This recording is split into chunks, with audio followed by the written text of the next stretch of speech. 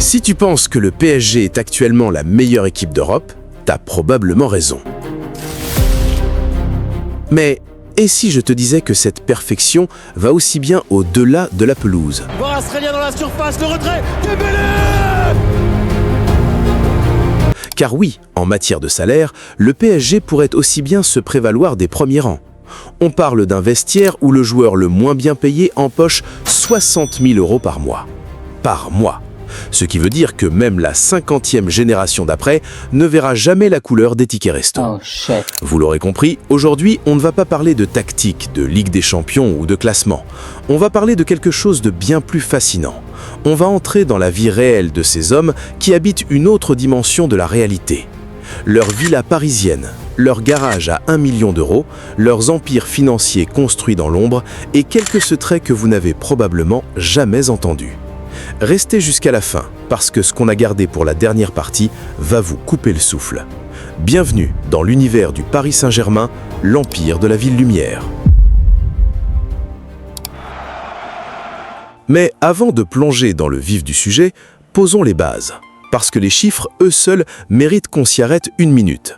Pour la saison 2025-2026, le PSG annonce 837 millions d'euros de chiffre d'affaires pour la saison 2024-2025.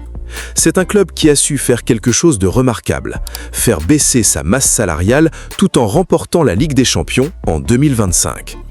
L'ère Messi, Neymar, Mbappé a laissé place à quelque chose de plus rationnel, mais pas moins impressionnant. En moyenne, un joueur du PSG touche 590 000 € bruts par mois. Laissez ce chiffre reposer une seconde. 590 000 € par mois. En moyenne. Et maintenant, entrons dans le détail, joueur par joueur. Commençons par le roi de ce vestiaire, l'homme qui porte le numéro 10 sur le dos et le poids de tout un club sur les épaules. Ousmane Dembélé. Ballon d'Or 2025, champion d'Europe en titre et joueur le mieux payé de toute la Ligue 1. Ousmane Dembélé domine le classement avec 1,56 million d'euros bruts mensuels. Pour ceux qui veulent faire le calcul, ça représente environ 52 000 € par jour. Chaque jour, incluant les jours de repos, incluant les jours où il se blesse, incluant les jours où il joue à la PlayStation dans sa villa parisienne. Et parlons justement de cette villa. Parce que Dembélé ne lésine pas sur le cadre de vie. L'ailier français est connu pour son goût prononcé pour les belles choses, même s'il reste paradoxalement l'un des joueurs les plus discrets et les plus introvertis de son vestiaire. Côté garage, c'est une autre histoire. Le véhicule le plus cher de la collection de Dembélé est une Bentley Bentayga préparée par Mansory d'une valeur de plus de 550 000 $. Mais ce n'est pas une Bentley ordinaire. Mansory a retravaillé le moteur pour atteindre une puissance de 900 chevaux et le SUV affiche une accélération phénoménale passant de 0 à 100 km/h en seulement 3,5 secondes pour une vitesse pointe de 323 km/h, un SUV qui va plus vite que la plupart des supercars. Et ce n'est que le début. Le joueur du PSG a également été aperçu au volant d'une Audi RS7 de 2019 d'une valeur de 120 000 $. Et sa collection comprend aussi une Ferrari F8 Tributo dont le prix varie entre 150 000 et 200 000 $. Total du garage estimé proche d'1 million de $. Pour un joueur qui reste capable de traîner en survêtement sans marque et de se faire livrer des pizzas en soirée. C'est ça, la vraie discrétion des grands. Parlons maintenant du capitaine, l'âme de ce club depuis plus d'une décennie, Marquinhos.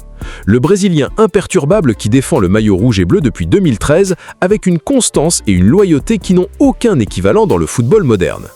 Marquinhos perçoit un salaire annuel de 14,4 millions d'euros, soit environ 1,13 million d'euros par mois. Deuxième joueur le mieux payé du vestiaire.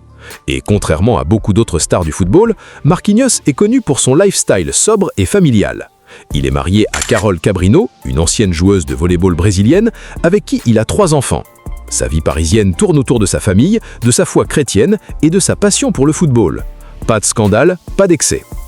Son partenariat principal est avec Nike, qui voit en lui un ambassadeur idéal pour représenter ses valeurs de performance et de détermination. Le capitaine parfait, sur et en dehors du terrain. Passons maintenant à un homme dont l'histoire personnelle est l'une des plus fascinantes et les plus controversées de tout le football européen. Achraf Hakimi. L'arrière droit marocain du PSG. Achraf Hakimi perçoit un salaire brut mensuel de 1,1 million d'euros, ce qui en fait le 3e joueur le mieux payé du club.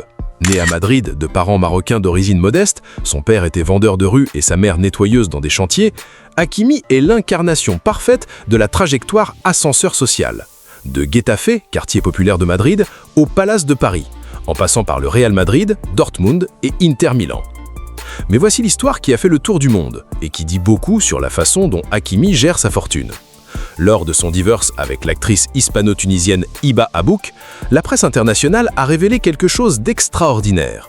Hakimi avait placé l'intégralité de sa fortune au nom de sa mère, ce qui signifiait que légalement, il ne possédait presque rien. L'Internet s'est enflammé. Certains ont crié au génie financier, d'autres à la malhonnêteté. Hakimi lui-même a pris la parole pour clarifier.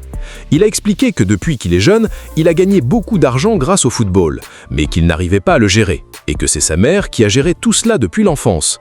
Il prend toujours son avis sur l'argent lorsqu'il achète une maison ou une voiture, ou lorsqu'il gagne beaucoup d'argent. Pour Hakimi, c'est une question de confiance absolue envers la femme qui a tout sacrifié pour lui permettre de réussir. Une femme de ménage qui gère aujourd'hui la fortune d'un joueur à 1,1 million par mois.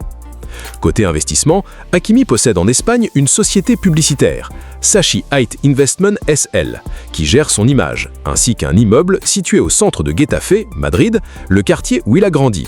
Un retour aux racines aussi émotionnel que stratégique. Le 4e homme de cette histoire s'appelle Kvaratskhelia. Khvicha Kvaratskhelia.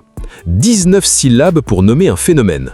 Le Géorgien débarqué de Naples en Paris en janvier 2025 a mis moins de 6 mois pour devenir l'un des joueurs les plus importants de ce vestiaire. Électrique, incontrôlable, avec ce quelque chose d'indéfinissable qui fait que les supporters tombent amoureux d'un joueur dès la première accélération. Et sa trajectoire financière est vertigineuse. Recruté par Naples pour 12 millions d'euros il y a quelques années seulement, son transfert au PSG a été estimé à plus de 70 millions.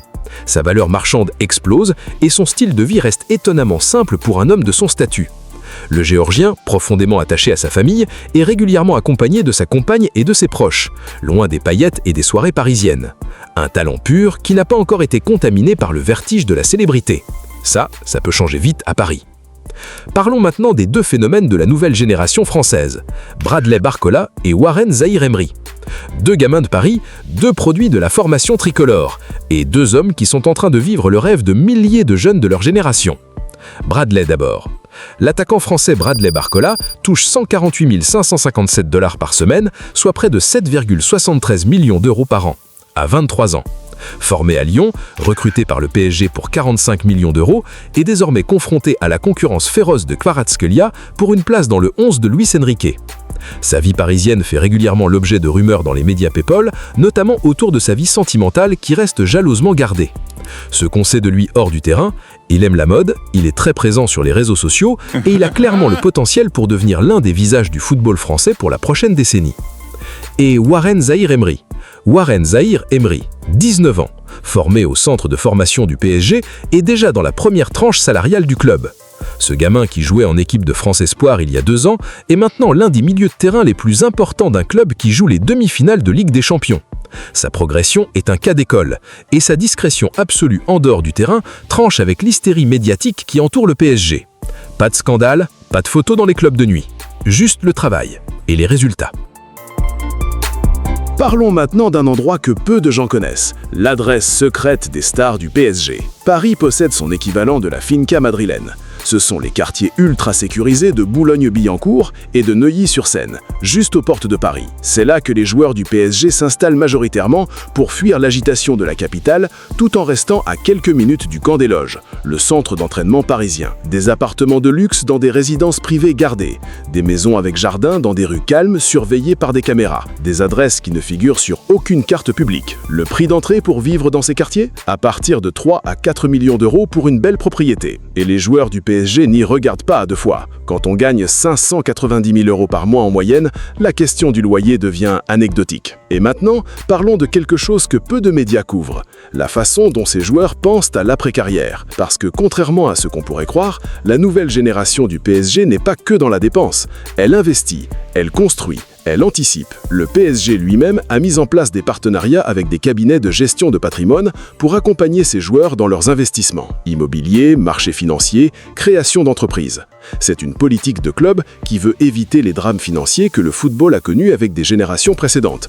Des joueurs qui ont tout gagné et tout perdu en quelques années de mauvaise gestion. La nouvelle génération a vu ces histoires. Elle ne veut pas les répéter. Voilà. Vous venez de plonger dans la vie réelle des hommes qui portent la tunique rouge et bleue du Paris Saint-Germain. Des hommes qui sont partis de réalités parfois très différentes. Hakimi, né d'une famille de travailleurs immigrés à Getafe, Dembélé, formé dans les rues de Bretagne, Kvaratskhelia, sorti d'un pays que le monde connaissait à peine et qui se retrouve aujourd'hui à partager un vestiaire où le salaire moyen dépasse le demi-million d'euros par mois. Derrière les chiffres, il y a des histoires humaines, des sacrifices, des familles qui ont tout donné, des jeunes qui portent aujourd'hui le poids d'un club, d'une ville et parfois d'un pays entier. Le PSG n'est pas juste un club de football, c'est un miroir de notre époque. Ambitieux, controversé, fascinant et toujours spectaculaire. Si cette vidéo vous a plu, abonnez-vous à Club de Foot. Like, activez la cloche, on se retrouve très vite pour la prochaine dose de football et de lifestyle. À bientôt! Si tu veux l'essentiel de l'actu foot, sans blabla, abonne-toi à Club de Foot et like la vidéo. On se retrouve très vite pour la suite.